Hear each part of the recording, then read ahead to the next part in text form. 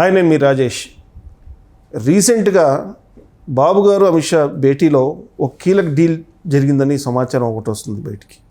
అది ఏంటి అంటే వైసీపీ రాజ్యసభ సభ్యులు ఒక నలుగురు కూటమి వైపు చూస్తున్నారు. వారు త్వరలోనే కూటమిలో జాయిన్ అయ్యడానికి మొగ్గు చూపుతున్నారనేది ఒక వార్త చక్కర్లు కొడుతుంది. అసలు ఏంది, ఆ ఎంపీలు ఎవరు, ఎంతమంది ఎంపీలు కూటమి వైపు చూస్తున్నారు ఏంటనే దానిపై పూర్తి విశ్లేషణ మనతో మాట్లాడటానికి కేవీ ప్రసాద్ గారు ఉన్నారు. నమస్తే సార్. నమస్తే అండి. ఇప్పుడు బాబు గారు భేటీ అయ్యారు అమిత్ షా గారితో. దాంట్లో కీలకంగా ఒక డీల్ కుదిరిందనేది ఒక వార్త. అది ఏంది అంటే వైసీపీ నుంచి రాజ్యసభ సభ్యులు ఒక నలుగురు కూటమి వైపు చూస్తున్నారు. వాళ్ళు ఇటుపక్క జంప్ చేయడానికి రెడీగా ఉన్నారనేది చేయటానికి మధ్యలో రాయబారంగా బాబు గారు కూడా మాట్లాడుతున్నారనేది ఒక చర్చ. అసలు ఏం జరుగుతుంది, అసలు వైసీపీ రాజ్యసభ సభ్యులు అసలు ఎటువైపు వెళ్ళబోతున్నారు మొత్తం అసలు పూర్తిగా? ఇప్పుడు ఒకటండి, ఏదైతే మీ ఇప్పుడు రాజ్యసభ ఉందో, రాజ్యసభలో మీకు ఇప్పుడు పార్లమెంట్లో రేపొద్దున ఏదైనా బిల్స్ పాస్ అవ్వాలంటే ఏదైతే ఎగువ సభ రాజ్యసభ ఉందో, రాజ్యసభలో మీకు మ్యాజిక్ ఫిగర్ కావాలి. ఇప్పుడు ప్రస్తుతం మొన్న ఏంటంటే 245 స్థానాలకి 225 స్థానాలు వచ్చి బీజేపీ బొటాబొటీగా బయటపడింది. ఈ రోజున ఇటు నితీష్ గవర్నమెంట్ మీద, బీజేడీ మీద, ఇటు టీడీపీ కూటమి మీదే ప్రధానంగా ఆధారపడి ఈ రోజున సెంట్రల్లో ఎన్డీఏ గవర్నమెంట్ మనుగడ సాగిస్తుంది. సో ఈ ఏదైనా మీకు ఇంపార్టెంట్ బిల్స్ పాస్ అవ్వాలంటే ఎగువ సభలో, సో మీకు ఆ మ్యాజిక్ ఫిగర్ అనేది 113 స్థానాలు కావాలి. ఓటింగ్ పడాలి. ప్రస్తుతానికి కొంతమంది ఈ మధ్య రిటైర్మెంట్ జరుగుతుందో ఆల్మోస్ట్ 26 సభ్యులు వాళ్ళ పదవీ కాలం ముగిసిపోయింది. సో దీనివల్ల ఏంటంటే ప్రస్తుతానికి ఆ యొక్క స్ట్రెంగ్త్ వచ్చి బీజేపీకి ఇండివిజువల్గా తీసుకుంటే మీరు ఓన్లీ 86 స్థానాలు మాత్రమే ఉన్నాయి. సో ఓవరాల్గా మీకు ఎన్డీఏ కూటమికి తీసుకుంటే ఇటు బీజేడీ కానీ లేకపోతే ఇప్పుడు ఏడీఎంకే కానీ ఇవి కొన్ని తీసుకుంటే మీకు ఏమవుతుందంటే 101 వస్తుంది ఫిగరు. అంటే ఈ రోజున హయ్యెస్ట్ అంటే రాజ్యసభలో అత్యధికంగా రాజ్యసభ స్థానాలు ఉన్న సింగిల్ లార్జెస్ట్ పార్టీ కేవలం వైసీపీ మాత్రమే. సో వాళ్ళ దగ్గర 11 స్థానాలు ఉన్నాయి. సో రేపొద్దున ఏదన్నా మనకి బిల్స్ పాస్ చేయడానికి కావలసినప్పుడు జగన్మోహన్ రెడ్డి కండిషన్స్ ఏం పెట్టకుండా బేషరతుగా సపోర్ట్ చేస్తాడా లేదా? ఎందుకంటే గత 5 ఏళ్ళుగా అతను ఆ విధంగానే ఎటువంటి డిమాండ్స్ లేకుండా కేవలం తను కాపాడుకోవడం కోసం తనకున్న ఈడీ కేసులు, సిబిఐ కేసులు తను కాపాడుకోవడం కోసం తను ఏ రోజును కూడా ఏ డిమాండు చేయలేదు. ఎన్నో వాగ్దానాలు చేశాడు ప్రజలకి, ఎన్నో మాయమాటలు చెప్పాడు. అధికారంలోకి వచ్చాడు, ప్రత్యేక హోదా తీసుకొస్తా అన్నాడు, తర్వాత కేంద్రం మెడల్ వంచుతా అన్నాడు, సో రాష్ట్రాన్ని స్వర్గం చేపిస్తానన్నాడు, అది చేస్తాను ఇది చేస్తాను, మాయమాటలు చెప్పాడు. కానీ ఏ రోజును కూడా అతను ఏ రోజు ఢిల్లీకి వెళ్ళినా కూడా కేవలం తన వ్యక్తిగత సమస్యల గురించి కానీ, తన వ్యక్తిగతంగా తనకున్న కేసుల విషయంలో గురించి కానీ, లేకపోతే అవినాష్ రెడ్డి యొక్క చిన్నాయన ఆ హత్య కేసు గురించి కానీ, వివేకానంద రెడ్డి గారి హత్య కేసులో అక్కడ సిబిఐ దూకుడు పెంచింది కాబట్టి, సిబిఐ వచ్చి అరెస్ట్ చేసే దిశగా వెళ్తుంది కాబట్టి దాన్ని నీరుగార్చడం కోసం, తన బెయిల్ రద్దు అవ్వకుండా ఉండడం కోసం ఈ 10 ఏళ్ళు ఏ విధంగా వ్యవస్థలు మేనేజ్ చేశాడు, ఏ విధంగా సెంట్రల్లో ఉన్న పెద్దల అండదండలతో మనుగడ సాగించాడో మనం క్లియర్గా చూసాం. ఈవెన్ తన దగ్గరున్న ఎంపీలు కూడా అన్న మనం ఆ రోజున అది చేద్దాం ఇది చేద్దాం అన్నో, అరే నాయన నోరు మూసు కూర్చోండ్రా, మీరు గట్టిగా ఈ విధంగా మీరు ఏదైనా ప్రశ్నిస్తే రేపొద్దున ఫస్ట్ నా బెయిల్ రద్దు అవుతుంది, నన్ను తీసుకెళ్ళి బొక్కలో వేస్తారు కాబట్టి మీరు నన్ను లోపలికి పంపించిన ఆలోచనలో ఉన్నారా, లేకపోతే నిజంగానే రాష్ట్ర శ్రేయస్ కోసం ఆలోచిస్తున్నారా? అటువంటి ఏం పెట్టుకోకండి, మనం కామ్గా మన పనులు మనం చేసుకుందాం, మీ పనులు మీరు చేసుకోవడం ఏ రోజును కూడా వాళ్ళ ఎంపీలను కూడా ఇతను ఎంకరేజ్ చేయలే. సో గళం విప్పుతా ఉన్నా కూడా వాళ్ళ యొక్క గొంతులను కూడా కట్టేశాడు ఇతను. సో ఈ రోజున మళ్ళీ అదే వైఖరి చేస్తాడా లేదా? సో ఎలాగో అవి ఫ్రీజర్లోనే ఉన్నాయి, ఇతనికి సంబంధించిన ఈడీ కేసులు కానీ, సిబిఐ కేసులు కానీ వాళ్ళు ఫ్రీజర్లోనే పెట్టారు, కానీ వాటిని ఏమీ మాఫీ చేయలేదు, వాటిని మటుమాయం చేయలేదు. వాళ్ళకి తెలుసు, సెంటర్లో ఉన్న పెద్దలకు కూడా తెలుసు, ఎప్పటికైనా వీడు ప్రమాదకారే కాబట్టి ఎప్పుడు కూడా వీడు జుట్టు మన చేతిలో పెట్టుకుని మన వ్యవహారాలు చక్కబెట్టుకునే రీతిలోనే వాళ్ళు ఎన్ని సహాయ సహకారాలు అందించినా కూడా వీడు అడిగినప్పుడల్లా డబ్బులు ఇచ్చినా కూడా కేంద్రం నుంచి ఫండ్స్ ఇచ్చారు, అన్నీ ఇచ్చారు. వీడు ఎన్ని అవినీతి పనులు చేసినా కూడా వీడిని ప్రశ్నించలేదు, వీడిని శిక్షించలేదు, వీడిని మందలించలేదు. కేవలం ఏదో విధంగా ఇతనికి సహాయ సహకారాలు అందించారు. కానీ ఈ రోజున పరిస్థితులు మారినాయి. ఈ రోజున పూర్తిగా ఇక్కడ భిన్నంగా ఉంది. మద్దతు తీసుకునే కంటే కూడా వాళ్ళు డైరెక్ట్ తీసుకుంటే అసలు ఎటువంటి సమస్య ఉండదు కదా.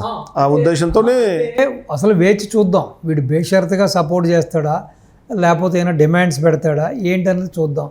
అది కాకుండా కూడా ఏంటంటే ఎవరైతే ఇప్పుడు వైసీపీ రాజ్యసభ సభ్యులు ఉన్నారో దాంట్లో బాబు గారికి సుపరిచితులు ప్లస్ టీడీపీ నుంచి అటు వెళ్ళిన వాళ్ళు కొంతమంది ఉన్నారు. ఇప్పుడు మనం అనుకుంటే బేదా మస్తానరావు కానీ లేకపోతే ఆర్ కృష్ణయ్య కానీ, ఆర్ కృష్ణయ్యని తీసుకుంటే ఒకప్పుడు ఇక్కడ టీడీపీ ముఖ్యమంత్రి అభ్యర్థిగా బీసీ క్యాండిడేట్ కాబట్టి ఆయన అనౌన్స్ చేయడం కూడా జరిగింది. తర్వాత కొన్ని కారణాల వలన ఆయనకి అటు రాజ్యసభ రావడం అటు వెళ్ళడం జరిగింది. సో వాళ్ళందరూ కూడా ఇటు బాబు గారి వైపు మొగ్గు చూపుతున్నారని, ఇటు బాబు గారితో లోకేష్ బాబు గారితో టచ్లో ఉన్నారని, ఇటు ఎస్పెషల్లీ బీజేపీ కన్నా టీడీపీ వైపే రావడానికి వాళ్ళు మొగ్గు చూపుతున్నారని. ఎందుకంటే రాష్ట్రంలో మెయిన్గా టీడీపీ ప్రభుత్వమే అధికారంలో ఉంది కాబట్టి, సో టీడీపీతో అంటగాగితే రేపొద్దున వాళ్ళ స్వప్రయోజనాలు కానీ వాళ్ళ వ్యాపార వ్యవహారాలు ఇంకెంతమంది ఉన్నారు, వీళ్ళిద్దరు కాకుండా ఇంకెంతమంది ఉన్నారు, వీళ్ళు కాకుండా ఇంకొక ఇద్దరు పేర్లు కూడా బయటకు వస్తున్నాయి.